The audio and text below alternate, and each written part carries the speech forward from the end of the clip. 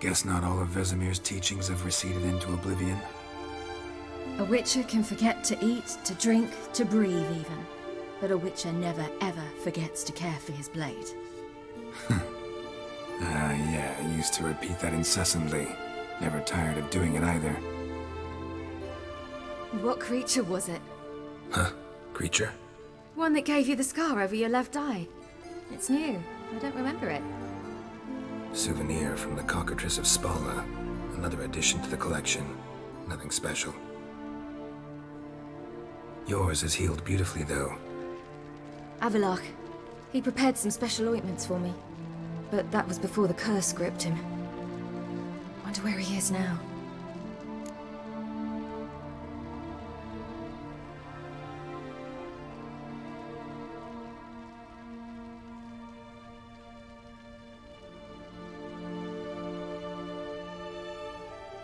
We lifted the curse.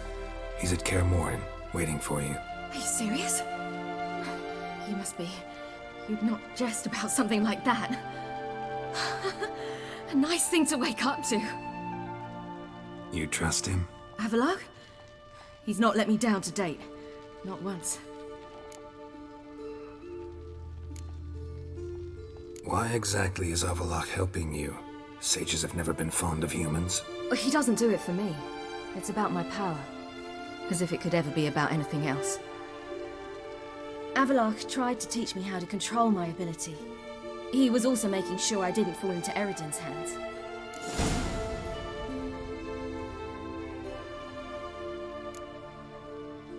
What's Eredin after? What's he want from you? What everyone wants.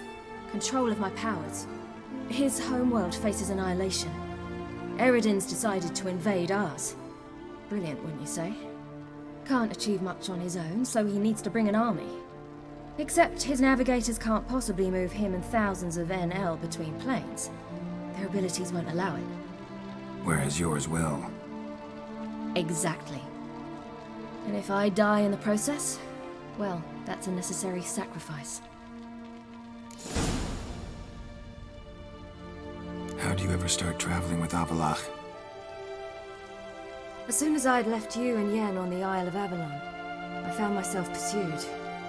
Eredin and his Red Riders were on my heels. I fled through many worlds, many times. They came very close to catching me once. It was then that Avallac'h appeared, out of nowhere. He found a portal, and took us to a world where Eredin couldn't find us for, oh, perhaps half a year. The world where Eredin couldn't find you. What was it like? You wouldn't believe me if I told you. Try me. People there had metal in their heads, waged war from a distance, using things similar to megascopes. And there were no horses. Everyone had their own flying ship instead. Ciri, stop fooling around. Told you wouldn't believe me. We should have stayed there. So why'd you return? I thought the hunt had lost my scent for good. I thought I was safe. Besides, I wanted to find you. You and Yennefer. You were looking for us, we were looking for you. Times I thought you were just a step away. Other times, felt like I was going around in circles. I'm not surprised. There were times I fled pell-mell headfirst and forward.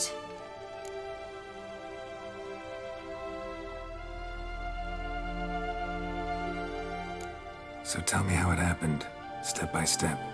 Eredin located us mere moments after we landed on Ard Skellig. Soon after, he and his riders surrounded us. I thought it was over, the end. Turned out Eredin had other plans. He produced the phylactery, uncorked it. A fog enveloped us, and Avallac'h began gasping for air. That's how Eredin cursed Avallac'h, triggered his transformation into Uma?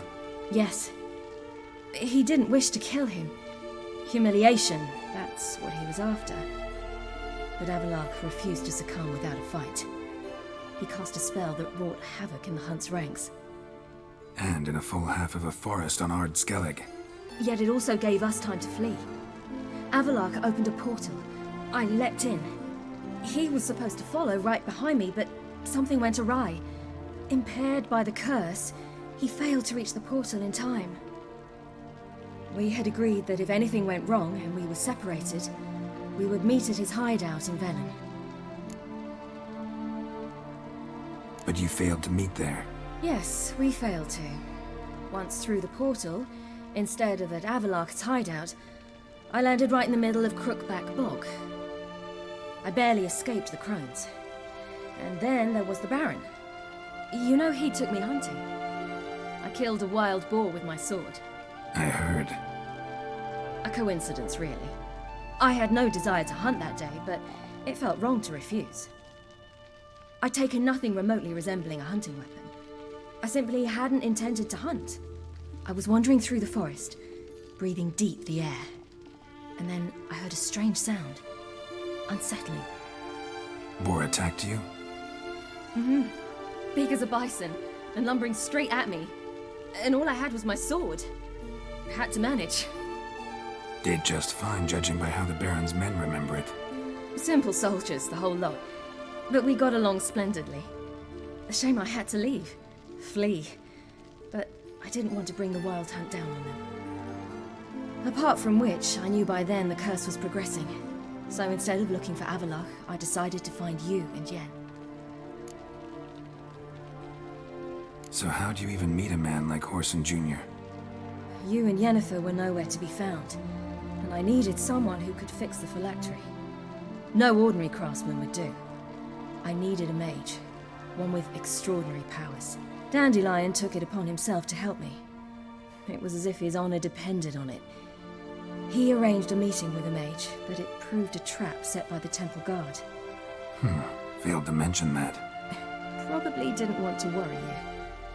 Later, we learned the guard did that sort of thing regularly, in the hope of nabbing anyone who collaborated with mages. We needed to find another way. That was clear. Then Dandelion said he knew a man who owned a piece of Novigrad, as he put it, could do more than others. He was certain to know someone who could fix the phylactery. Horson Jr. Mm-hmm. I suspected it might not be the best idea, but I was desperate. I had no choice. You suspected right. Horson was not the ideal partner in crime. Damned simpleton got it in his head that we cheated him and kidnapped Dudu. Who you promptly freed only to have to flee to Temple Isle. Great idea. We hadn't planned it. Had no time to consider. We just bolted. I didn't even realize the guardsmen were driving me into a trap. Suddenly there I was, and I knew I had to disappear. At once. And that's when you landed back in Skellige. The shore of Hindisfjall. The first pleasant place that came to mind. Hjalmar and I used to swim there. Wait, so you actually wound up there by accident? I thought you and Avalok had arranged something. No, he simply sensed me use my power. Just as Eredin can sense where I am, where I travel. In fact, Eredin arrived soon after I did, his riders in tow. Once again, things happened quickly. Lofoten, the hunt's attack, my flight. And then, dreams. Just dreams.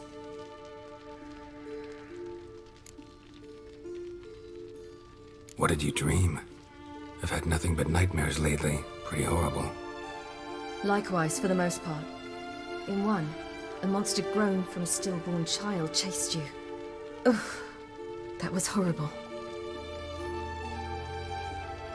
I had a few nice dreams.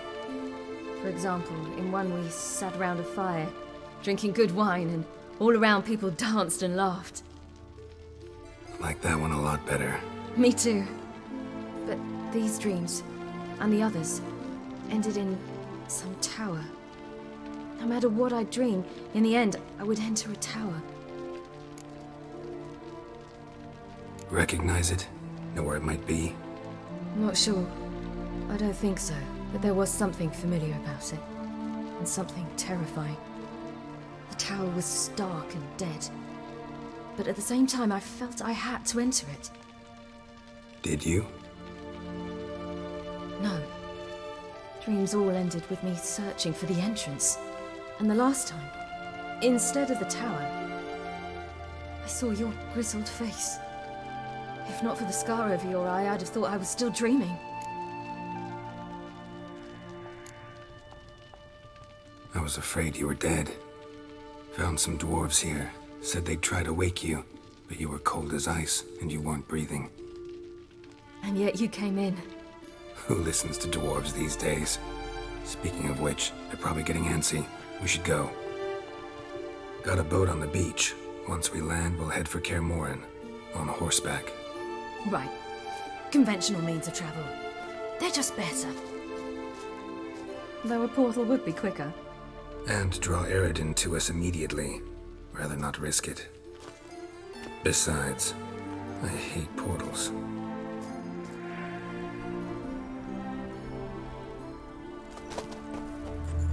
Damn. Listen, we gotta think of a way to...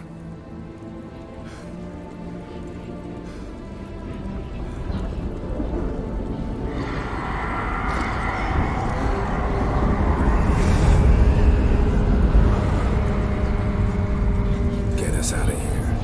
They'll know where we've gone. They'll know how to find me. They already do. Ciri, take us home.